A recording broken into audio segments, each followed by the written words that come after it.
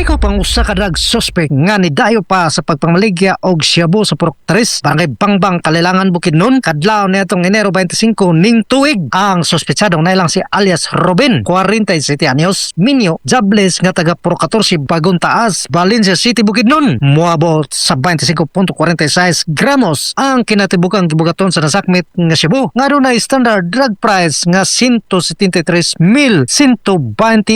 Dugang sa nasakmit nga ang 500 pesos buy-bus money, usa ka 200 pesos nga cash, cellphone, motorsiklo o uban pang mga butang. Sa pikas bahin, nasundan pa ang mga operasyon dito sa Purok 1, Barangay West Poblacion, Kalilangan nga niresulta sa pagka-aresto kang alias Miko nga taga Purok 1A, Lorogan, Valencia City og nakuhaan og 2.46 gramos nga gituang Shabu nga mokantidad sa 16,728.